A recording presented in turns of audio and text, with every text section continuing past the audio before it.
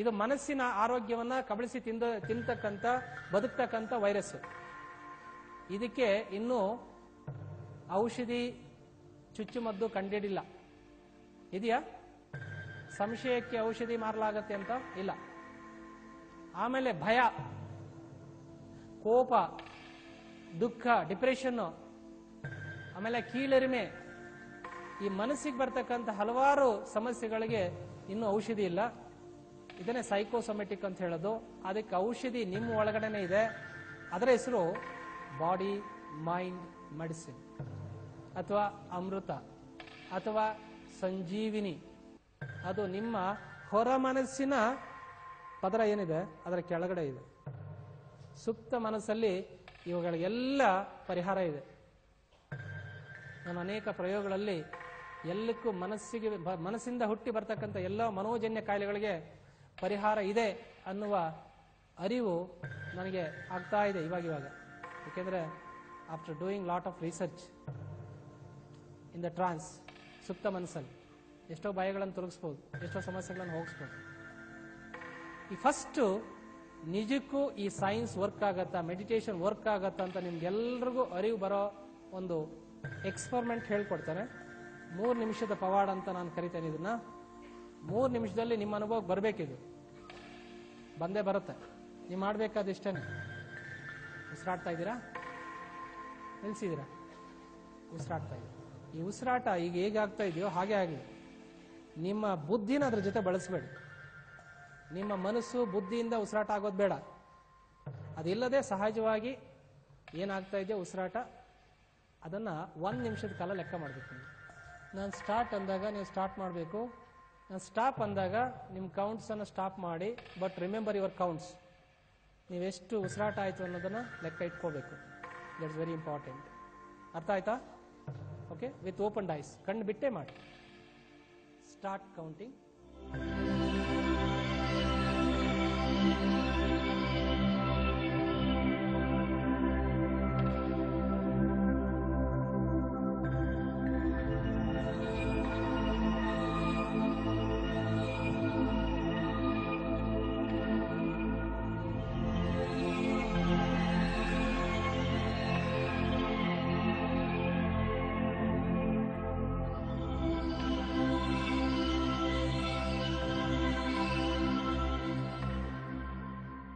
Stop counting.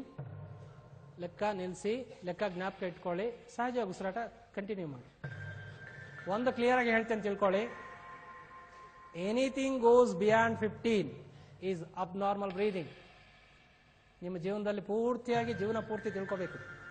ಮತ್ತು ನೀವು ಯಾರು ಬೇಕಾದ್ರೂ ಹೇಳ್ಬೋದು ಇದು, ಯಾಕೆಂದರೆ ಇದು ವೈಜ್ಞಾನಿಕವಾಗಿ ಪ್ರೂವ್ ಆಗಿರ್ತಕ್ಕಂಥದ್ದು.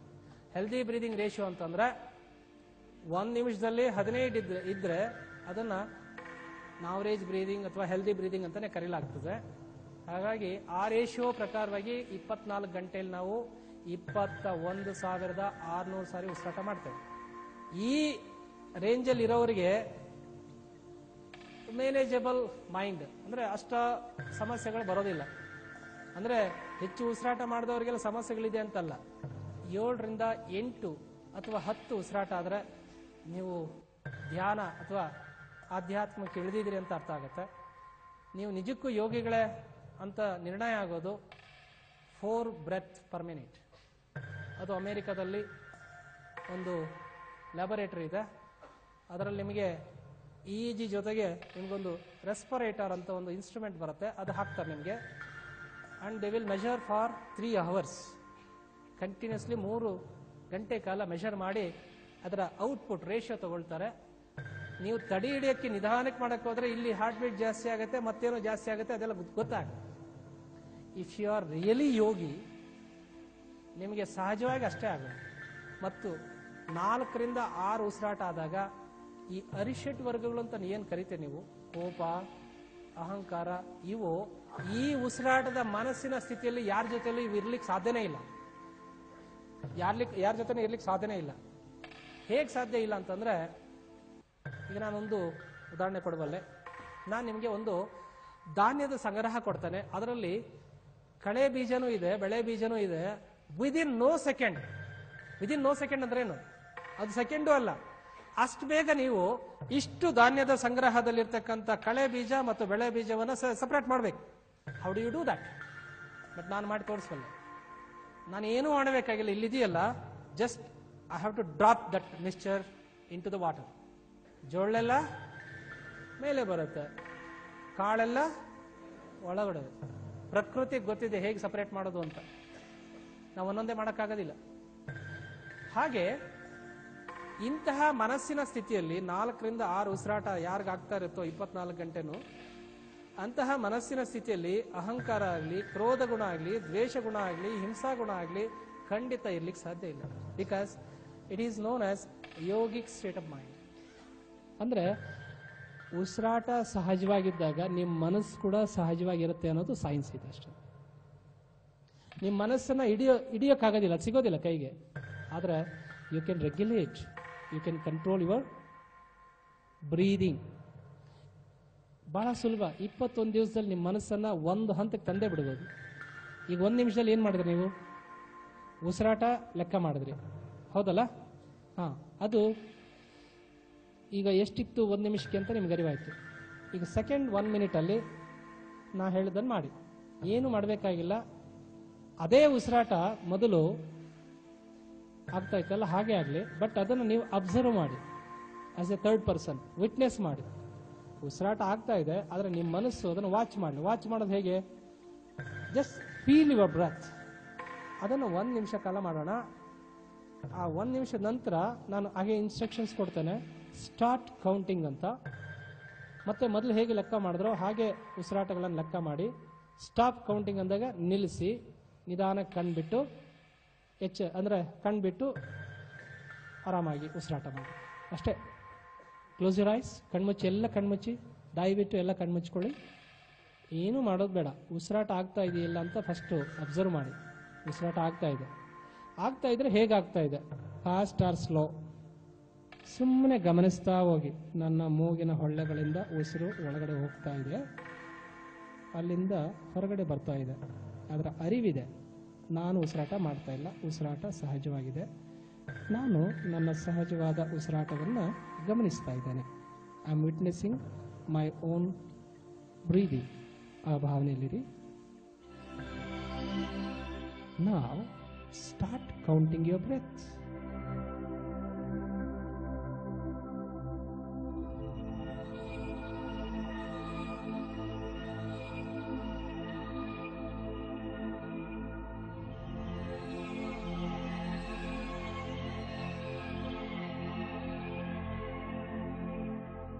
Stop counting. ಲೆಕ್ಕ ನಿಲ್ಲಿಸಿ, ಜ್ಞಾಪಕ ಇಟ್ಕೊಳ್ಳಿ, ಕಣ್ಬಿಡಿ.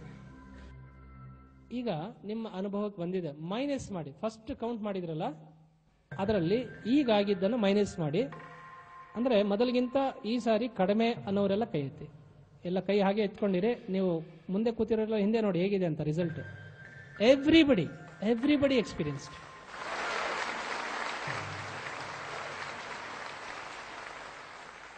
ಒಟ್ಟಾರೆ ಈ ಪ್ರಯೋಗ ಯಾಕೆ ಅಂತಂದ್ರೆ, ನಿಜಕ್ಕೂ ಸುಪ್ತ ಮನಸ್ಸಿಗೆ ಆ ಶಕ್ತಿ ಇದೆಯಾ? ನಿಮ್ಮ ಆರೋಗ್ಯವನ್ನ ಬದಲಾಯಿಸಬಹುದಾದು, ಅಥವಾ ನಿಮ್ಮ ಆಟಿಟ್ಯೂಡ್, ಬಿಹೇವಿಯರ್ ಅನ್ನ ಬದಲಾಯಿಸಬಹುದಾ? ಈ ಗರ್ಭಸ್ಥ ಸ್ಥಿತಿಯಲ್ಲಿ ಮಕ್ಕಳ ಮೇಲೆ ನಾನು ತುಂಬಾ ರಿಸರ್ಚ್ ಮಾಡ್ತಾ ಇದ್ದೀನಿ. ನಿಜಕ್ಕೂ ನನಗೆ ಒಂದೊಂದು ನೋಡಿದ ಕೂಡ ಪ್ರಕರಣ, ಒಂದು ಖುಷಿ ಆಗತ್ತೆ, ಇನ್ನೊಂದು ದುಃಖ ಆಗತ್ತೆ. ಯಾಕೆಂತಂದ್ರೆ 90% ಮಾತೆಯರು ಗರ್ಭಿಣಿ ಆಗಿದ್ದಾಗ, ತಾಯಿಯನ್ನು ಹೊಟ್ಟೆಯಲ್ಲಿ ಇಟ್ಕೊಂಡಾಗ, ಅದು ಫಸ್ಟ್ ಶಾಲೆ, ಅದು ಮೊದಲನೇ ಶಾಲೆ ಅನ್ನೋದು ಗೊತ್ತೇ ಇರೋದಿಲ್ಲ. They are the bad teachers. ಕೆಟ್ಟ ಮನೋಭಾವ, ದುಃಖವನ್ನು ಅನುಭವಿಸಿದ್ದಾರೆ, ಕ್ರೋಧ ಸ್ಥಿತಿಯಲ್ಲಿದ್ದಾರೆ, ಸರಿಯಾಗಿ ಕಾಲಕ್ಕೆ ಊಟ ಮಾಡಿಲ್ಲ. ಅದಕ್ಕೆ ಆ ಹೊಟ್ಟೆಯಲ್ಲಿದ್ದಾಗ ನಿಮ್ಮ ಮನಸ್ಥಿತಿ ಕೂಡ ಆ ಮಕ್ಕಳ ಮೇಲೆ, ನಮ್ಮ ಮೇಲೆ ಪರಿಣಾಮ ಆಗುತ್ತೆ. ನಮ್ಮ ಆಟಿಟ್ಯೂಡ್ ಇವತ್ತೇ ಬಂದಿದ್ದಲ್ಲ, ನಮ್ಮ ಬಿಹೇವಿಯರ್ ಇವಾಗ ಶಾಲೆಯಿಂದ ಬಂದಿದ್ದಲ್ಲ. ಅದು ಫಸ್ಟು ಹೊಟ್ಟೆಯಲ್ಲಿ ನಾವು ಈ ಪ್ರಪಂಚನ ಮಗು ಅರ್ಥ ಮಾಡ್ಕೊಳ್ಳೋದೆ ಫಸ್ಟ್ ತಾಯಿ ಹೊಟ್ಟೆಲಿದ್ದಾಗ. ತಾಯಿಯ ಮನಸ್ಸು ಖುಷಿಯಾಗಿದ್ರೆ, ಪಾಸಿಟಿವ್ ಆಗಿದ್ರೆ, ಮಗು ಖುಷಿಯಾಗಿ ಈಚೆ ಬಂದು ಸಕಾರಾತ್ಮಕ ಮನೋಭಾವದಿಂದ ಬೆಳಿಬಲ್ದು. ಸೊ ಯಾರೇ ಇನ್ಮೇಲೆ ಮದುವೆಯಾಗಿ ಪ್ರೆಗ್ನೆಂಟ್ ಆಗೋರಾಗ್ಲಿ, ಅಥವಾ 2ನೇ ಮಗು ಬೇಕು ಅನ್ನೋರಾಗ್ಲಿ, ದಯವಿಟ್ಟು ಇದೊಂದು ವಿಷಯ ನೀವು ಮನಸ್ಸಲ್ಲಿ ಇಟ್ಕೋಬೇಕಾಗತ್ತೆ. ಶಾಲೆ ಅಥವಾ ಮನೆ ಮೊದಲ ಪಾಠಶಾಲೆ ಅಲ್ಲ. ಮೊದಲ ಗುರು ಯಾರು? ತಾಯಿ. ಅದು ಮನೆಗಿಂತ ತಾಯಿ ಹೊಟ್ಟೆಲಿದ್ದಾಗ ಈ ಪ್ರಪಂಚ ಹೀಗೆ ಇರುತ್ತೆ ಅಂತ ಒಂದ್ ಸ್ವಲ್ಪ ಅದಕ್ಕೆ ಅರ್ಥ ಆಗತ್ತೆ. ಹಾಗಾಗಿ ಆ ಮೊದಲ ಪಾಠಶಾಲೆನ ನೀವೆಲ್ಲ ಸರಿ ಮಾಡ್ಕೋಬೇಕು. ಖುಷಿಯಾಗಿರ್ಬೇಕು. 9 ತಿಂಗಳು ಕೂಡ ಸಕಾರಾತ್ಮಕ ಆಲೋಚನೆಗಳನ್ನು ಮಾಡಬೇಕು, ಧೈರ್ಯವಾಗಿರ್ಬೇಕು, ಒಳ್ಳೆಯ ಗ್ರಂಥಗಳನ್ನ ಓದಿ, ನಿಮ್ಗೆ ಇಷ್ಟವಾದಂತ ಒಳ್ಳೆ ನಿಮ್ಮ ಮನಸ್ಸಿನ ಮೇಲೆ ಪರಿಣಾಮ ಬೀರ್ತಕ್ಕಂಥ ಒಳ್ಳೆಯ ಗ್ರಂಥಗಳನ್ನು ಓದಿ. So keep your mind com, relax, happy. ನೋಡೋದಕ್ಕೂ ಅನುಭವಿಸೋದಕ್ಕೂ ವ್ಯತ್ಯಾಸ ಇದೆ. ಎಷ್ಟು ಜನ ದೇವ್ರು ನೋಡಿದ್ರಿ? ಕೈ ಎತ್ತಿ ನೋಡೋಣ. ದೇವ್ರನ್ನು ನೋಡೋದಲ್ಲ, ದೇವರನ್ನ ಅನುಭವಿಸೋದು. ಅನುಭವಿಸೋದನ್ನ ತೋರ್ಸಕ್ಕಾಗಲ್ಲ. ಈಗ ಸೈನ್ಸ್ ನನ್ನ ಹಿಂದೆ ಬಿದ್ದಿದೆ, ತೋರಿಸಿ ತೋರಿಸಿ ಅಂತ. ಹೇಗೆ ತೋರಿಸೋದು? ದೇವರನ್ನು ತೋರಿಸಿ, ಆತ್ಮನ್ ತೋರಿಸಿ, ಪುನರ್ಜನ್ಮ ತೋರಿಸಿ ಹೇಗೆ ತೋರ್ಸಕ್ ಆಗೋದಿಲ್ಲ. ಬೆಲ್ಲ ತೋರಿಸ್ಬೋದು, ಅದ್ರೊಳಗಿನ ಸಿಹಿಯನ್ನ ತೋರ್ಸಕ್ ಆಗೋದಿಲ್ಲ. ಹಾಗೆ ಸೈಕಾಲಜಿ ಓದ್ಕೊಂಡಿದ್ದವರಿಗೆ ಫಿಲಾಸಫಿ ಅರ್ಥ ಆಗೋದಿಲ್ಲ, ಫಿಲಾಸಫಿ ಓದ್ಕೊಂಡಿದ್ದವ್ರು ಸೈಕಾಲಜಿ ಅರ್ಥ ಆಗೋದಿಲ್ಲ. ಐ ಸರ್ಜನ್ಗೆ ಹಾರ್ಟ್ ಸ್ಪೆಷಾಲಿಟಿ ಬಗ್ಗೆ ಮಾತಾಡಕ್ ಗೊತ್ತಾಗತ್ತಾ? ತಪ್ಪಾಗತ್ತಲ್ವಾ? ಹಾಗೆ ಸೊ ಬರೀ ನಾವು ಮನಃಶಾಸ್ತ್ರವನ್ನ ತಿಳ್ಕೊಂಡು ದೇವರ ಬಗ್ಗೆ ಮಾತಾಡೋದು ತಪ್ಪಾಗತ್ತೆ. ಮನಸ್ಸಿನ ಪರಿಶುದ್ಧ ಭಾಗವೇ ಆತ್ಮ, ಆತ್ಮದ ಅಪರಿಶುದ್ಧ ಭಾಗವೇ ಮನಸ್ಸು. ಸಮುದ್ರ ನೀವು ನೋಡಕ್ ಹೋಗ್ಬಿಟ್ಟು ಬಂದು ಸಮುದ್ರ ಏನು ಅಂತ ಕೇಳಿದ್ರೆ ಸಮುದ್ರ ದೊಡ್ಡ ದೊಡ್ಡ ಅಲೆಗಳು ಅಂತ ಹೇಳ್ಬೇಡಿ. ಹೌದು, ಅಲೆಗಳಿದೆ. ಜೀವನ ಬರೀ ಸಮಸ್ಯೆಗಳೇ ಅಲ್ಲ, ಅಲೆಗಳೇ ಅಲ್ಲ. ಸಮುದ್ರದ ಸ್ವಲ್ಪ ಒಳಗಡೆ ಹೋದಾಗ ಮತ್ತೊಂದು ಅದ್ಭುತವಾದ ಲೋಕ ಇದೆ my dear friends. There is a beautiful marine life in it. ಅದನ್ನು ನೋಡದೆ, ಅಲ್ಲಿರ್ತಕ್ಕಂಥ ಹವಳ ದ್ವೀಪಗಳನ್ನು ನೋಡದೆ, ಅಲ್ಲಿರ್ತಕ್ಕಂಥ ಜೀವ ಸಂಕುಲ ನೋಡದೆ ನೀವು ಸಮುದ್ರ ನೋಡ್ಕೊಂಬಂದೆ, waves, full of waves, turbulent waves ಅಂತ ತೀರ್ಮಾನ ಮಾಡ್ಕೊಂಡ್ರೆ ಅದು ಅರ್ಧ ಸತ್ಯ ಆಗತ್ತೆ. ಹಾಗೇನೆ ನೀವು ಮೈಂಡ್ ಅಲ್ಲಿ ಏನಿದೆಯಪ್ಪ ಮನಸ್ಸು, ಏನಿದೆಯಪ್ಪ what is this life, full of problems, ಹಾಗಂದ್ಕೊಂಡ್ರೆ ಅದು ಸರಿಯಲ್ಲ. ನಿಮ್ಮ ಒಳಗಡೆನೆ ಇನ್ನೊಂದು ಅದ್ಭುತವಾದ ಪ್ರಪಂಚ ಇದೆ. ಅಲ್ಲಿ ನೀವು ಹೋಗಿ ನೋಡಿದಾಗ, ನೀವು ನೆಲೆ ನಿಂತು ಅನುಭವಿಸಿದಾಗ there is a beautiful one more life where you can enjoy. ಅದನ್ನ ಆನಂದ ಅಂತ ಹೇಳಿದ್ರು. ದ ಗೋಸ್ಟ್ ಅಂತ ಯಾರಾದ್ರೂ ನೋಡಿದ್ರ movie? Hollywood movie ghost which got 11 Oscar awards. ಅದರಲ್ಲಿ ವಿಜುವಲೈಸೇಷನ್ ಚೆನ್ನಾಗಿ ಕೊಟ್ಟಿದ್ದಾರೆ. ಅದಕ್ಕೆ ಗೋಸ್ಟ್ ನೋಡಕ್ ಹೋಗ್ಬೇಡಿ ಅಂತ ಹೇಳಿ. ಆ ಸಿನಿಮಾದಲ್ಲಿ ಸತ್ತ ನಂತರ ಹೇಗೆ ನಮ್ಮ ಸೂಕ್ಷ್ಮ ಶರೀರ, ನಮ್ಮ ದೇಹದಲ್ಲಿ ಇನ್ನೊಂದು ಸೂಕ್ಷ್ಮ ಶರೀರ ಇದೆ, ಅದಕ್ಕೊಂದು ವಿಜುವಲ್ ಫಾರ್ಮ್ ತುಂಬಾ ಚೆನ್ನಾಗಿ ಕೊಟ್ಟಿದ್ದಾರೆ. ಅಂದ್ರೆ ನಮ್ಮ ಎಲ್ಲ ಚಲನವಲನಗಳು ಅವು ನೋಡ್ತಾ ಇರ್ತವೆ. ನಾನು ತುಂಬಾ ಜನ ರಿಗ್ರೆಷನ್ ಮಾಡಿದಾಗ ಫಾಸ್ಟ್ ಲೈಫ್ ಅಲ್ಲಿ ಹೇಗೆ ಸತ್ತೆ ಅಂತ ಹೇಳಿದಾಗ, ಸತ್ತ ನಂತರ ಮತ್ತೊಂದು 5 ನಿಮಿಷಗಳ ಕಾಲ ಏನೇನಾಗ್ತದೆ ಅಂತ ಕೇಳ್ತೇನೆ ನಾನು. ಅವರ ದೇಹನೇ ಅವರು ಸಂಸ್ಕಾರ ಮಾಡೋದೆಲ್ಲ ನೋಡ್ತಾರೆ, ಬೇರೆಯವರು ಅಳ್ತಿರೋದೆಲ್ಲ ನೋಡ್ತಿರ್ತಾರೆ. ಹಾಗಾದ್ರೆ ಹೇಗೆ ನೋಡ್ತಾರೆ? ಅದನ್ನ ಸೂಕ್ಷ್ಮ ಶರೀರ ಅಂತೇಳಿ. ಹಾಗೆ ಈ ದೇಹವನ್ನ ಬಿಟ್ಟಂತ ಅನೇಕ ಇಂತಹ ಒಂದು ಸೂಕ್ಷ್ಮ ಶರೀರದ ಅಥವಾ ಆತ್ಮಗಳು ಈ ಬ್ರಹ್ಮಾಂಡದಲ್ಲಿ ಬೇಕಾದಷ್ಟಿವೆ. ಅವೆಲ್ಲ ನೀವು ಅಜ್ಜ ಆಗಿ ಸತ್ರೆ ನಿಮ್ಮ ಮಕ್ಕಳು ಏನ್ ಮಾಡ್ತಿದ್ದಾರೆ ಅಂತ ನೀವು ನೋಡ್ಬೋದು. ನಿಮ್ಮ ಹೆಂಡತಿ ನಿಜಕ್ಕೂ ಅಳ್ತಿದ್ದಾಳ, ಆಕೆ ಕಣ್ಣೀರು ಬಂದಿದ್ದು ನಿಮ್ಮನ್ನ ಅಗಲಿಕೆಯಿಂದನ ಅಂತ ಗೊತ್ತಾಗತ್ತೆ. ಅವಾಗ ನಿಜವಾದ ನೋವಾಗೋದು ಅವಾಗ. ಯಾಕೆಂದ್ರೆ ಇವಾಗ ನೋವಾಗಿದ್ದು ಆಗೋದಲ್ಲ. ಯಾಕೆಂದ್ರೆ ನೀವು ಹೆಂಡತಿ ಹತ್ತಾಳೆ, ನನ್ನ ಬಗ್ಗೆ ಎಷ್ಟೊಂದು ಕನಿಕರ ಇದೆ ನನ್ನ ಹೆಂಡತಿಗೆ ಅಂತ ಅನ್ಕೊಳ್ತೀವಿ, which may not be real. ಆದ್ರೆ ನೀವು ದೇಹ ಬಿಟ್ಟು ಹೋದಾಗ ನಿಜವಾಗ್ಲೂ ಏನಾಗ್ತದೆ ಅಂತ ನೋಡ್ಬೋದು, ಅನುಭವಿಸ್ಬೋದು. ಈಗ let us come to practicals ಮಾಡೋಣ. ಈಗ ಈ ಪ್ರಾಕ್ಟಿಕಲ್ಸ್ಗೆ ಈಗ 18 ವರ್ಷದವ್ರು ಯಾರಿದ್ದೀರಿ? 13 ಇದೆಯಾ? 14 ಬನ್ನಿ. ಹಾಗಾದ್ರೆ ಬೇಗ ಬೇಗ. ಬಹಳ ಚಿಕ್ಕ ವಯಸ್ಸಿದ್ದಾಗ ನಮ್ಗೆ ಇನ್ನೂ ಕಾನ್ಶಿಯಸ್ ಮೈಂಡಿನ ಫಂಕ್ಷನ್ಸ್ ಜಾಸ್ತಿ ಡೆವಲಪ್ ಆಗಿರೋದಿಲ್ಲ. ಕಾನ್ಶಿಯಸ್ ಮೈಂಡ್ ಅಂದ್ರೆ ಏನು? ತರ್ಕ ಮಾಡೋದು, ವಾದ ಮಾಡೋದು, ಸುಳ್ಳು ಹೇಳೋದು ಅಷ್ಟೇನೆ. ಮನೇಲಿ ಅಪ್ಪ ಹೇಳೋದು ಮಗನಿಗೆ, ಫಸ್ಟ್ ಸುಳ್ಳು ಹೇಗೆ ಕಲಿಸ್ತಾರೆ ಮಕ್ಕಳಿಗೆ ಅಂತ ನಿಮ್ಗೆ ಗೊತ್ತಾಗತ್ತೆ. ಲೇ ಪುಟ್ಟ, ಅಪ್ಪ ಮನೇಲಿ ಇದ್ದಾನೇನೋ, ಅವನಿಗೆ ಕನ್ಫ್ಯೂಷನ್, ಇದಾನೆ ಅಂತ ಹೇಳ್ಬೇಕು, ಬರ ಇಲ್ಲಿ ಅಂತ ಒಳಗಡೆ ಕರೀತಾರೆ. ಇಲ್ಲ ಅಂತ ಹೇಳಿ ಯಾರು ಹೇಳ್ಕೊಟ್ಟಿದ್ದು? ನಾವೇ ಹೇಳಿಕೊಟ್ಟಿದ್ದು. ಮಕ್ಕಳು ಯಾವತ್ತು ನ್ಯಾಚುರಲಿ ಅವ್ರು ಸುಳ್ಳು ಹೇಳೋದಿಲ್ಲ, ನ್ಯಾಚುರಲಿ ಅವ್ರು ತಪ್ಪು ಮಾಡೋದಿಲ್ಲ. ಅವ್ರು ಮಾಡೋ ತಪ್ಪೇನೆ ಅಲ್ಲ ಅದು. ಸೊ ನಮ್ಮನ್ನೆಲ್ಲ ನೋಡಿ ಕಲಿತವೆ. So the power of imagination, the power of visualisation exercise ಈಗ ಮಾಡಕ್ಕೆ ಇವ್ರನ್ನ ನಾನು ವೇದಿಕೆ ಮೇಲೆ ಕರೆದಿಲ್ಲ.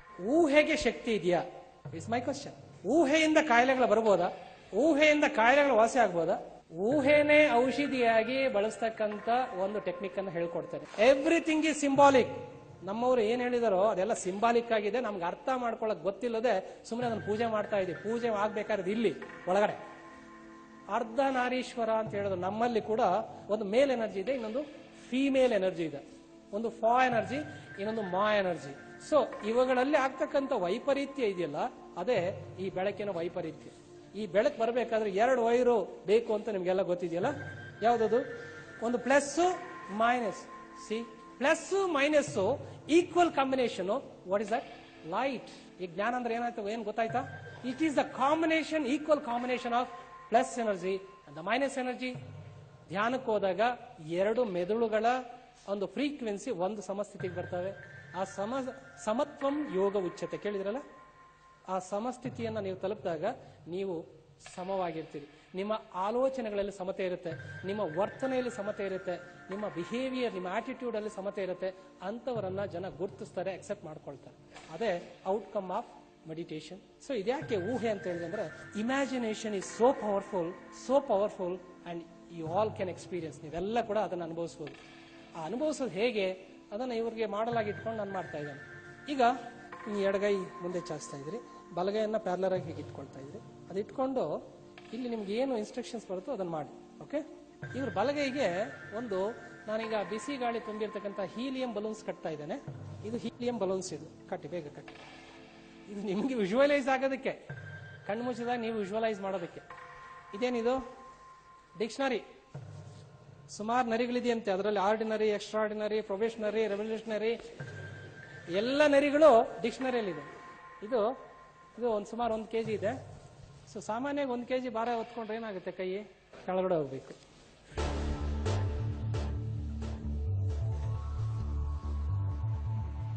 ಓಕೆ? ಈ ಕಣ್ಣು ಮುಚ್ಚಿ ಸುಮ್ಮನೆ ಮನಸ್ಸಲ್ಲಿ ಭಾವಿಸ್ತಾ ಹೋಗಿ. ಎಡಗೈ ಭಾರ ಆಗ್ತಾ ಇದೆ, ಬಲಗೈ ತುಂಬಾ ಹಗುರ ಆಗ್ತಾ ಇದೆ. Just imagine and experience. ಏನು ಬದಲಾಯಿಸದೆ ಎಕ್ಸ್ಪೀರಿಯನ್ಸ್ ಮಾಡ್ತಾ ಇರಿ. ಎಡಗೈ ಡಿಕ್ಷನರಿ ಕೆಳಕ್ ಒತ್ತಾ ಇದೆ, ಎಡಗೈ ಕೆಳಕ್ ಹೋಗ್ತಾ ಇದೆ, ಬಲಗೈ ತುಂಬಾ ಹಗುರವಾಗಿದೆ, ಮೇಲೆ ಕೆಳ್ಕೊಂಡು ಹೋಗ್ತಾ ಇದೆ. ಎಡಗೈ ಭಾರ ಆಗ್ತಾ ಇದೆ, ತುಂಬಾ ಭಾರ ಆಗ್ತಾ ಇದೆ, ತುಂಬಾ ಭಾರ ಆಗ್ತಾ ಇದೆ, ತುಂಬಾ ಭಾರ ಆಗ್ತಾ ಇದೆ, ತುಂಬಾ ಭಾರ ಆಗ್ತಾ ಇದೆ, ತುಂಬಾ ಭಾರ ಆಗ್ತಾ ಇದೆ. ತಡೆಯಕ್ಕೆ ಆಗ್ತಾ ಇಲ್ಲ. ಅದಕ್ಕೆ ಇನ್ನೂ ಭಾರ ಆಗೋಂತ ಇನ್ನೊಂದು ಡಿಕ್ಷನರಿ ಇಡ್ತಾ ಇದ್ದೇನೆ ಅದ್ರ ಮೇಲೆ. ಸೊ ಎಡಗೈ ನಿಧಾನಕ್ಕೆ ತಾನಾಗೆ ಭಾರ ಆಗಿ ಕೆಳಗಡೆ ಹೋಗ್ತಾ ಇದೆ.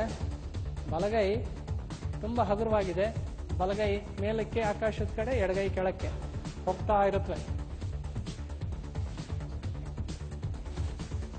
ತುಂಬಾ ವ್ಯತ್ಯಾಸ ಆಗ್ತಾ ಇದೆ ಬಲಗೈಯಲ್ಲಿ ಎಡಗೈಯಲ್ಲಿ. ಎಡಗೈ ತುಂಬಾ ಭಾರ ಆಗ್ತಾ ಇದೆ, ಬಲಗೈ ತುಂಬಾ ಎಳ್ಕೊಂಡು ಹೋಗ್ತಾ ಇದೆ, ಮೇಲಕ್ಕೆ ಹಗುರ ಆಗ್ತಾ ಇದೆ. ಹೀಲಿಯಂ ಬಲೂನ್ಸ್ ಇರ್ತಕ್ಕಂಥ ಬಲಗೈ ಮೇಲೆ ಹೋಗ್ತಾ ಇದೆ, ಡಿಕ್ಷನರಿ ಓದ್ತಿರ್ತಕ್ಕಂಥ ಎಡಗೈ ಭಾರ ಆಗಿ ಕೆಳಗಡೆ ಹೋಗ್ತಾ ಇದೆ. ಹಾಗೆ ಇಟ್ಕೊಳ್ಳಿ. ಈ ಕಣ್ ಬಿಟ್ಟು ನೋಡಿ ನಿಮ್ ಕೈಗಳಲ್ಲಿ ಏನ್ ಬದಲಾವಣೆ ಇದೆ ಅಂತ. ಈ ಬದಲಾವಣೆ ಆಗಿದ್ದು ನಿಜಕ್ಕೂ ಇಲ್ಲಿ ಬಲೂನು ಇದೆ, ಆಮೇಲೆ ಡಿಕ್ಷನರಿ ಭಾರ ಆಗ್ಬೇಕಲ್ಲ. ಇದು ನಿಜಕ್ಕೂ, ಇದು ರಿಯಾಲಿಟಿ. ಇದೇನು ಊಹೆ ಅಲ್ಲ, ಇದು real. This is real. But ಇದನ್ನೇ ಇದೆ ಅಂತ ನಿಮ್ ಮನಸ್ಸು ಊಹೆ ಮಾಡಿ ಸರಿಯಾಗಿ ಇದನ್ನು ಅನುಭವಿಸಿದ್ರೆ ಏನಾಗ್ಬೋದು ಅಂತ ನೋಡೋಣ. ನಾವೆಲ್ಲ ಪ್ರಾಕ್ಟಿಕಲ್ ಆಗಿ ಮಾಡೋಣ. ನಾವು stretch your left hand like this, right hand. ಈ ಬಲ ಹಸ್ತ ಭೂಮಿ ಅಭಿಮುಖವಾಗಿ, ಎಡ ಹಸ್ತ ಆಕಾಶದ ಅಭಿಮುಖವಾಗಿ. ಓಕೆ? ಈಕ್ವಲ್ ಆಗಿರ್ಲಿ. ಇವಾಗ ಇಟ್ಕೊಂಡು ಕಣ್ಣು ಮುಚ್ಚಿ.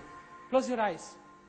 Close your ice and start experiencing that you are holding a huge heavy dictionary on your left hand. ಎಡಗೈ ಮೇಲೆ ಕೆಂಪು ಒದಕಿಯ ಭಾರವಾದ 10 kg ಭಾರವಾದ ಒಂದು ಡಿಕ್ಷನರಿ ಇದೆ. ಬಲಗೈಗೆ ನೀವು 10-20 ಬಲೂನ್ಸ್ ಅನ್ನು ಕಟ್ಕೊಂಡಿದ್ದೀರಿ. ಹೀಲಿಯಂ ಬಲೂನ್ಸ್ ಮೇಲೆ ಹೇಳ್ಕೊಂಡು ಹೋಗ್ತಾ ಇದೆ ಬಲಗೈನ. ಎಡಗೈ ಒತ್ತಾ ಇದೆ. ಬಹಳ ಕಷ್ಟ ಆಗ್ತಾ ಇದ್ರಿ ಹೋಲ್ಡ್ ಮಾಡೋದಕ್ಕೆ. ನಿಜವಾಗ್ಲೂ ನಿಮ್ಮ ಎಡಗೈ ಮೇಲೆ ಡಿಕ್ಷನರಿ ಇರೋದನ್ನ ಕಣ್ಣಲ್ಲಿ ನೋಡಿ, ಮನಸ್ಸಿನ ಕಣ್ಣಿಂದ ನೋಡಿ. ಈಗ ಇನ್ನೊಂದು ಡಿಕ್ಷನರಿ ಇಟ್ಕೊಂಡಿದ್ದೀರಿ ಎಡಗೈ ಮೇಲೆ. ತುಂಬಾ ಭಾರ ಆಯ್ತು, ತುಂಬಾ ಭಾರ ಆಯ್ತು. ಅಬ್ಬಬ್ಬ, ಸಹಿಸಲ ಅಸಾಧ್ಯವಾದ ಒಂದು ನೋವು. ಭಾರ ಆಗ್ತಾ ಇದೆ. ಕೈಗಳು ಹಾಗೆ ಇರ್ಲಿ, ಕೈಗಳು ಏನೂ ಬದಲಾಯಿಸೋದು ಬೇಡ. ಕಣ್ಬಿಟ್ಟು ನೋಡಿ.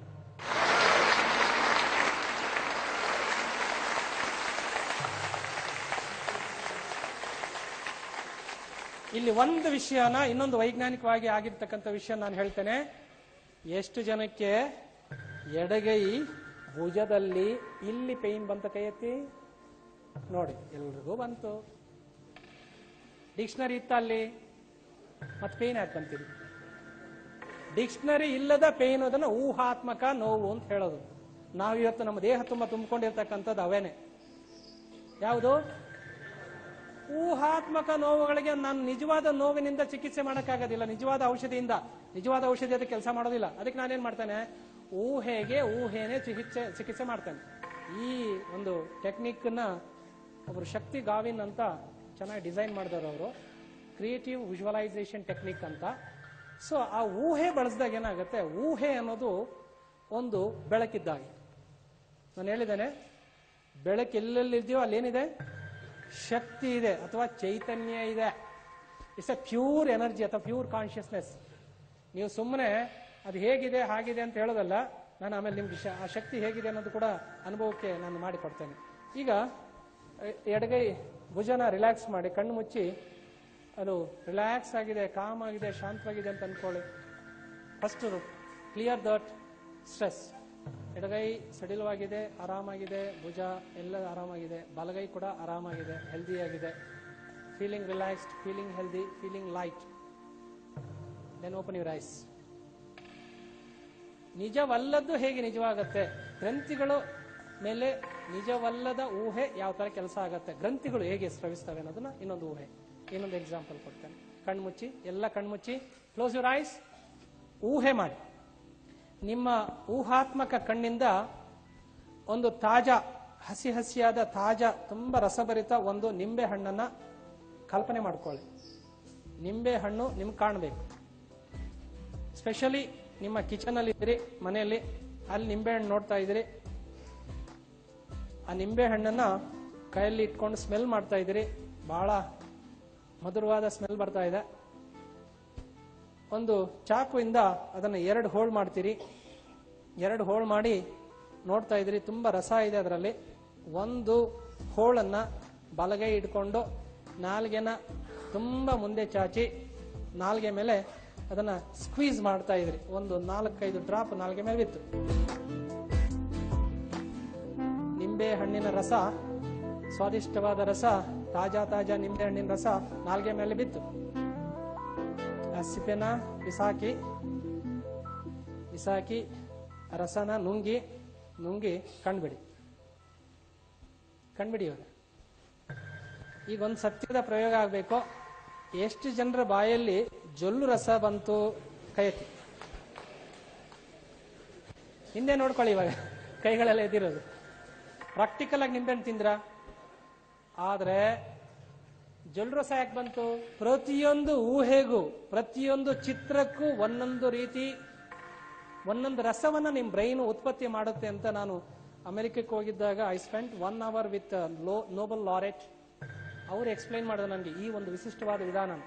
ನಿಮ್ಮ ಮೆದುಳು, ನಮ್ಮ ಮೆದುಳು 1000ಕ್ಕಿಂತ ಹೆಚ್ಚು ವಿವಿಧವಾದ ರಾಸಾಯನಿಕ ದ್ರವ್ಯಗಳನ್ನ ಸ್ರವಿಸುತ್ತಂತೆ. ಅದರಲ್ಲಿ ಅರ್ಧಕ್ಕರ್ಧದಷ್ಟು ಕಾಯಿಲೆಗಳನ್ನ ಉತ್ಪತ್ತಿ ಮಾಡವು, ಇನ್ನು ಅರ್ಧಕ್ಕರ್ಧದಷ್ಟು ಕಾಯಿಲೆಗಳನ್ನ ಹೀಲ್ ಮಾಡ್ತಕ್ಕಂಥವು. ಅದೇನು ನನಗೆ ವಿಶೇಷ ಅನಿಸ್ಲಿಲ್ಲ. ಆದರೆ ಅವರಿಗೆ ಒಂದು ಮಾತು ಕೇಳಿದೆ ನಾನು, ನಿಜಕ್ಕೂ ಈ ಒಂದು ಸ್ರವಿಸುವ ಪ್ರೋಸೆಸ್ ಹೇಗಾಗತ್ತೆ ಅಂತ ಕೇಳಿದೆ ನಾನು. ಅವ್ರು ಹೇಳಿದ್ರು, ನಿಮ್ಮ ಪ್ರತಿಯೊಂದು ಆಲೋಚನೆಗೂ ಕೂಡ ನಿಮ್ಮ ಮೆದುಳು ಸ್ಪಂದಿಸಿ ಅದಕ್ಕೆ ಒಂದು ಸ್ಫುರಣೆ ಆಗತ್ತೆ. ಒಂದು ಯಾವುದೋ ಒಂದು ಎನ್ಸೈಮ್ ಅಥವಾ ಯಾವುದೋ ಒಂದು ಗ್ಲ್ಯಾಂಡ್ ಅದಕ್ಕೆ ಸಂಬಂಧಪಟ್ಟಂತ ಆ ಚಿತ್ರಣ ಅರ್ಥ ಮಾಡಿಕೊಂಡು, ಈಗ ನಿಂಬೆ ಹಣ್ಣಿಗೆ ಜೊಲ್ಲು ರಸ ಮಾತ್ರ ಬಂತು, ಆದ್ರೆ ನೀವು ಕನಸು ಕಾಣ್ತಿರ್ತೀರಿ. ಕನಸಲ್ಲಿ ಕೂಡ ಅನೇಕ ಸ್ರವಿಸುವಿಕೆ ಆಗತ್ತೆ. ಅದರಲ್ಲಿ ಮುಖ್ಯವಾದ ಯಾವುದು ಅಂತ ನೀವು ಹೆಂಗಾಗಿರೋರೆಲ್ಲ ಗೊತ್ತಿರುತ್ತೆ ನಿಮ್ಗೆ. I need not to tell, right? ಅಲ್ಲಿ ನಿಜವಾಗ್ಲೂ ಏನೂ ನಡೀಲಿಲ್ಲ, ಆದ್ರೆ ದೇಹದಲ್ಲಿ ಏನೋ ಉತ್ಪತ್ತಿ ಆಯ್ತು, ಸ್ರವಿಸುವಿಕೆ ಆಯ್ತು. Is it not science which is not real? ಏನೂ ನಡೀಲಿಲ್ಲ, ಆದ್ರೆ ಅಲ್ಲಿ ಏನಾಗ್ಬೇಕು ಅದಾಯ್ತು. ನೀವು ಭಯದ ಆಲೋಚನೆ ಬಂದಾಗ ನಿಮ್ಮ ದೇಹದಲ್ಲಿ ಈಗ ಸ್ವೆಟಿಂಗ್ ಆಗು ಅಂತ ಹೇಳ್ಬೇಕಾ? ನಿಮ್ ದೇಹಕ್ಕೆ ಏನಾಗತ್ತೆ? ದೇವರು 2 ಸಾರಿ ಬರುತ್ತೆ. ಬಿಸಿಲಲ್ಲಿ ಹೋದಾಗ, ಶ್ರಮಪಟ್ಟು ಕೆಲಸ ಮಾಡಿದಾಗ, ಓಡ್ದಾಗ. ಆದ್ರೆ ಇಲ್ಲಿ ಬಿಸಿಲು ಇಲ್ಲ, ಕಷ್ಟಪಟ್ಟು ಓಡ್ತಾನೂ ಇಲ್ಲ, AC ಇದೆ, ಇಲ್ಲಿ ಬೆವರು ಬಂತು ಅಂದ್ರೆ ಅದ್ಯಾವ ಬೆವರು? ಅಂದ್ರೆ ಅದು ಬೇರೆ ಬೆವರು, ವಿಚ್ ಇಸ್ ನಾಟ್ ಹೆಲ್ದಿ. ಓಡ್ದಾಗ ಬರ್ತದಲ್ಲ ಬೆವರು, ಇಟ್ ಈಸ್ ಹೆಲ್ದಿ. ಹಾಗೆ ಪ್ರತಿಯೊಂದು ಆಲೋಚನೆ ಕೂಡ ಒಳಗಡೆ ಒಂದು ರೀತಿಯ ಸ್ರವಿಸುವಿಕೆ ನಡೀತಾನೆ ಇರುತ್ತೆ. ಹಾಗಾಗಿ ವಿಜುವಲೈಸೇಷನ್ ಅಲ್ಲಿ ಒಳ್ಳೊಳ್ಳೆ ಮಧುರವಾದ ದೃಶ್ಯಾವಳಿಗಳನ್ನ ನೀವು ಮನಸ್ಸಲ್ಲಿ ಅನುಭವಿಸ್ತಾ ಹೋದಾಗ ಏನಾಗತ್ತೆ, ಆ ರೀತಿ ಆ ಚೋದಕ ಕಾರ್ಯ ತಾನಾಗಿ ನಡೀತಾ ಇರುತ್ತೆ, ರಕ್ತಕ್ಕೆ ಅದು ಸ್ರವಿಸ್ತಾ ಹೋಗುತ್ತೆ, which can heal your body. ಇನ್ನೊಂದು ನಿಮ್ಮ ಅನುಭವಕ್ಕೆ ಇನ್ನೊಂದು ಬರ್ತಕ್ಕಂಥದ್ದು ತೋರಿಸ್ತಾನೆ. ಯಾವ ರೀತಿ ಸುತ್ತ ಮನಸ್ಸು ಕೆಲಸ ಮಾಡುತ್ತೆ, ಯಾವ ರೀತಿ ನಾವು ಆಟೋ ನರ್ವಸ್ ಸಿಸ್ಟಮ್ ಅಂತಿದೆ. ಫಾರ್ ಎಕ್ಸಾಂಪಲ್, ಬಲಗೈ ಎತ್ತಿ ಮೇಲೆ ಇಳಿಸಿ, ಕಣ್ಮುಚ್ಚಿ, ಕಣ್ಬಿಡಿ, ತಲೆನ ಲೆಫ್ಟ್ ತಿರುಗಿಸಿ ವಾಪಸ್ ತನ್ನಿ, ತಲೆನ ಡೌನ್ ಮಾಡಿ ವಾಪಸ್ ತನ್ನಿ. ನೀವು ಹೇಳಿದ್ದೆಲ್ಲ ನಿಮ್ಮ ಬಾಡಿ ಕೇಳುತ್ತಲ್ಲ? ಕೇಳಲ್ಲ. ಒಂದು 5 ನಿಮಿಷ ಹೃದಯ ನಿಲ್ಲಿಸಿ. ನಿಮ್ಮದೇ ಹೃದಯ, ನಿಮ್ಮದೇ ಕೈ, ನಿಮ್ಮದೇ ಕಣ್ಣು, ನಿಮ್ಮದೇ ತಲೆ, ಇದೆಲ್ಲ ನೀವು ಮಾಡಬಲ್ರಿ. ಆದ್ರೆ ನಿಮ್ಮದೇ ಹಾರ್ಟ್ ಅನ್ನ ನೀವು ನಿಯಂತ್ರಣ ಮಾಡಕ್ಕಾಗೋದಿಲ್ಲ, ಉಸಿರಾಟ ನಿಲ್ಸಕ್ಕಾಗೋದಿಲ್ಲ. ಈ ಡೈಜೆಸ್ಟಿವ್ ಸಿಸ್ಟಮ್ ಮೇಲೆ ನಿಮ್ಮ ಹಕ್ಕು ಅಥವಾ ನಿಮ್ಮ ಇಂಟರ್ಫಿಯರೆನ್ಸ್ ಏನೂ ಇಲ್ಲ. ಇಲ್ಲಿ ನೀವು ಮಾಡಕ್ಕಾಗೋದಿಲ್ಲ. ಈಗ ಈ ಥೈರಾಯ್ಡ್ ಗ್ರಂಥಿಯಿಂದ ಇಷ್ಟು ಪ್ರಮಾಣದಲ್ಲಿ ನಾನು ಓಪನ್ ಮಾಡ್ತೇನೆ, ಟ್ಯಾಪ್ ಈಗ ಓಪನ್ ಮಾಡ್ತಾನೆ, ಅದು ಹೋಗ್ತಾ ಇದೆ ರಕ್ತಕ್ಕೆ, ಆ ಥರ ಆಗುತ್ತಾ ನಿಮ್ಮ ಕೈಲಿ? ಇಲ್ಲ. ಮೇದೋ ಜೀರ್ಕ ರಸ ಇಷ್ಟು ಪ್ರಮಾಣದಲ್ಲಿ ನಾನು ಅನ್ನರ ಜಠರಕ್ಕೆ ಕಳಿಸ್ತೇನೆ, ಆಗೋದಿಲ್ಲ. ಸೊ ಇದನ್ನೆಲ್ಲ ಮಾಡ್ತಕ್ಕಂಥದ್ದು ಸುಪ್ತ ಮನಸ್ಸು. ಅದಕ್ಕೆ ನೀವು ವಿಜುವಲೈಸ್ ಮಾಡಿದ್ರೆ ಅದು ಆ ಥರ ಕೆಲಸ ಮಾಡುತ್ತೆ. ಆಟೋ ನರ್ವಸ್ ಸಿಸ್ಟಮ್ ಅಂತ ಇದೆ. ಆಟೋ ನರ್ವಸ್ ಸಿಸ್ಟಮ್ ಸರಿಯಾಗಿ ನೀವು ಬಳಸ್ಕೊಂಡ್ರೆ ಮಕ್ಕಳಿಗೆ ಸ್ಪೆಷಲಿ ತುಂಬಾ ಹೆಲ್ಪ್ ಆಗುತ್ತೆ ಇದು. ಯಾಕೆಂದ್ರೆ memory power, poor memory problem ಅಂತ ಹೇಳ್ತೀವಿ. ಖಂಡಿತ ಹೇಳ್ತೇನೆ ನಾನು, ಯಾರಿಗೂ ಮೆಮೊರಿ ಪ್ರಾಬ್ಲಮ್ ಇಲ್ಲ. ನಿಮ್ಮಲ್ಲಿ ಯಾರಿಗಾದ್ರು ಮೆಮೊರಿ ಪ್ರಾಬ್ಲಮ್ ಇದೆಯಾ? ನಾನು ಸರಿ ಮಾಡ್ತೇನೆ. ಈಗ ಇದೆಯಾ? ಕೈ ಎತ್ತಿರೋರೆಲ್ಲ ಹೇಳಿ. ನಿಮಗೆ ಯಾರು ಬೈದಿದ್ದು ನೆನಪಿಲ್ಲ, ಯಾರು ಮೋಸ ಮಾಡಿದ್ದು ನೆನಪಿಲ್ಲ, ಯಾರ ಜೊತೆ ಜಗಳ ಆಡಿದ್ದು ನೆನಪಿಲ್ಲ, ನೀವು ಯಾರು ಶತ್ರುಗಳಿಲ್ಲ. ಯಾಕೆಂದ್ರೆ ನೀವು ಜಗಳ ಮಾಡಿದ್ ನೆನಪಿಲ್ವಲ್ಲ. ಆ ಥರ ಇದೆಯಾ? ಯಾರಾದ್ರೂ ಇದೆಯಾ? ನೋಡಿ, ಇವಾಗ ಯಾವ್ದು ಒಂದು ಕೈ ಎತ್ತಾ ಇಲ್ಲ. ಅಂದ್ರೆ ಬೇಡವಾದ್ದು ನಿಮಗೆ ಫ್ರಮ್ ಚೈಲ್ಡ್ಹುಡ್ ಎಲ್ಲ ನೆನಪಿದೆ. ಅವ್ರು ಮೋಸ ಮಾಡಿದ್ರು, ಅವ್ರು ನನ್ನ ಅವಮಾನ ಮಾಡಿದ್ರು, ಅಲ್ಲಿ ಜಗಳ ಆಯ್ತು, ಅವ್ರ ಹೆಸರುಗಳೆಲ್ಲ ಸ್ಪಷ್ಟವಾಗಿ ನೆನಪಿದೆ. ಬ್ಯೂಟಿಫುಲ್ ಆಗಿ ಬರ್ತಾ ಇರುತ್ತೆ ಕಲ್ಲದು. ಅವನ ಹೆಸರು ಇದೆ. ನಿನ್ನೆ ಮೊನ್ನೆ ಭೇಟಿಯಾಗಿರೋನ ಹೆಸರು ಗೊತ್ತೇ ಇಲ್ಲ. ಯಾಕೆಂದ್ರೆ ಇಟ್ಸ್ ಎ ಎಮೋಷನಲ್ ಎಕ್ಸ್ಪೀರಿಯನ್ಸ್. ನಿಮ್ಮ ಮನೆಯ ಆಳು ನಿಮ್ಮ ಮನದ ಆಳು.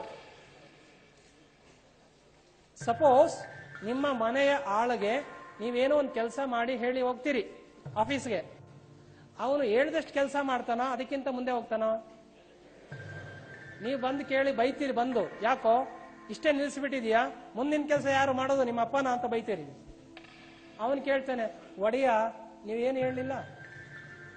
ಈಗೇನು ಅರ್ಥ ಆಯ್ತು? ನೀವು ಹೇಳಿದ್ದನ್ನ ವಿನಮ್ರವಾಗಿ ಮಾಡ್ತಕ್ಕಂಥ ಒಂದು ವಿನಮ್ರ ಸೇವಕ ನಿಮ್ಮ ಸುತ್ತ ಮನಸ್ಸು. ಅದಕ್ಕೆ ಸ್ವಲ್ಪ ಪ್ರೀತಿಯಿಂದ ಹೇಳಿದ್ರೆ ಇನ್ನೂ ಚೆನ್ನಾಗಿ ಕೆಲಸ ಮಾಡುತ್ತೆ.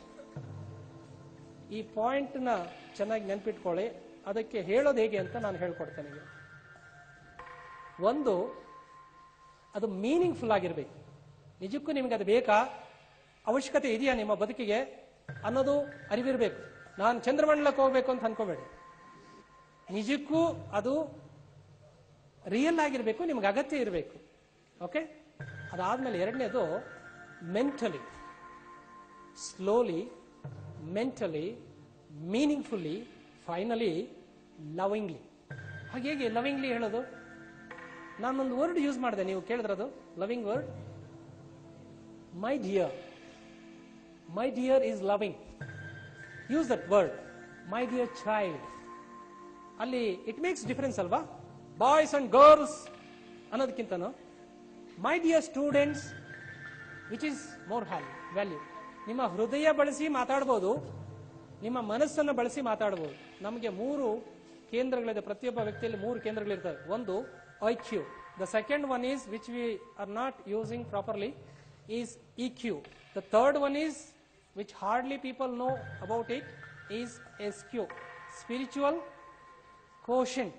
ಬಹಳ ಹಿಂದಿನ ಋಷಿಮುನಿಗಳು ಬೇರೆ ಭಾಷೆಯಲ್ಲಿ ಹೇಳಿದ್ರು, ನಾವು ಈ ಭಾಷೆ ಕಲ್ತ್ಕೊಂಡ್ಬಿಟ್ಟಿದ್ದೀವಿ. IQ, EQ, SQ ಅಂತ. ಅವ್ರು ಹೇಳಿದ್ರು ಅ ಉ ಮ, ಅಥವಾ ರುದ್ರ ಗ್ರಂಥಿ, ಬ್ರಹ್ಮ ಗ್ರಂಥಿ, ವಿಷ್ಣು ಗ್ರಂಥಿ ಅಂತ ಹೇಳೋದು. ಯಾವುದಕ್ಕೆ ಯಾವ ಶಕ್ತಿ ಇದೆ ನಮ್ಮಲ್ಲಿ, ಯಾವ ಮಟ್ಟದಲ್ಲಿ ನಮ್ಮ ಮನಸ್ಸನ್ನು ಇಳಿಸಿ ಮಾತಾಡಿದಾಗ ಅದಕ್ಕೆ ಯಾವ ಶಕ್ತಿ ಇದೆ. ಈಗ ಬ್ರಹ್ಮನ ಮಟ್ಟದಲ್ಲಿ ಮಾತಾಡ್ಬೇಕಾದ್ರೆ ನೀವು you should reach here. Operative ಮಟ್ಟದಲ್ಲಿ ಮಾತಾಡ್ಬೇಕಾದ್ರೆ ಇಲ್ಲಿ ಬೇಕು. ಬರೀ ಕ್ರಿಯೇಟಿವ್ ಮಟ್ಟದಲ್ಲಿ, ಬರೀ ಥಿಂಕಿಂಗ್ ಮಟ್ಟದಲ್ಲಿ ಮಾತಾಡ್ಬೇಕಾದ್ರೆ ಇದು ಸಾಕು. IQ, EQ and SQ. ಇಷ್ಟೇ ಸೂಕ್ಷ್ಮ. ಹಾರ್ಟೋ, ಬ್ರೈನೋ ಅಂಡ್ ದ ನೇವಲ್. ನಿಮ್ಗೆ ತಾಯಿಯಿಂದ ಎಲ್ಲ ಎಲ್ಲಿಂದ ಬರ್ತಾ ಇತ್ತು? ಬ್ರೈನ್ ಇಂದ ಬರ್ತಾ ಇತ್ತಾ, ಹಾರ್ಟ್ ಇಂದ ಬರ್ತಾ ಇತ್ತಾ? ನೇವಲ್ ಇಂದ. ಆ ಮಟ್ಟದಲ್ಲಿ ಇದ್ದಿದ್ದು ನೀವು ಅವಾಗ, ಆ ಸ್ಥಿತಿಯಲ್ಲಿ. ನಿಮ್ಮ ಕಾನ್ಶಿಯಸ್ ಲೆವೆಲ್ ಆ ಲೆವೆಲ್ ಅಲ್ಲಿತ್ತು. ಆಮೇಲೆ ಹುಟ್ಟಿದಾಗ ನೀವು ನಿಧಾನಕ್ಕೆ ನಿಮ್ಮ ಹಾರ್ಟ್ ಬೀಟು, ನಿಮ್ಮ ಉಸಿರಾಟ ಎಲ್ಲ ಶುರುವಾಯಿತು. ಅದಾದ್ಮೇಲೆ ನಿಧಾನಕ್ಕೆ ಒಂದು 6 ವರ್ಷದ ನಂತರ ನೀವು ಬಂದಿದ್ದು ಇಲ್ಲಿಗೆ. ಇಲ್ಲಿದ್ದವರು ಇಲ್ಲಿಗೆ ತಲುಪಿಬಿಟ್ರಿ. ಈಗ ದೊಡ್ಡವರು ಆಗ್ಬಿಟ್ಟಿರ್ತೀರಿ. ಅಂಡ್ ಹೂ ಈಸ್ ಅಡಲ್ಟ್ ಅಂದ್ರೆ the one with the adulterated mind is called adult. ಧ್ಯಾನ ಏನ್ ಮಾಡುತ್ತೆ ಅಂದ್ರೆ ಮತ್ತೆ ನಿಮ್ಮನ್ನ ಮಗುವಾಗಿಸುತ್ತೆ. ಮಗು ಅಂದ್ರೆ ಆಕಾರದಲ್ಲಿ ಚಿಕ್ಕದಾಗೋದಲ್ಲ,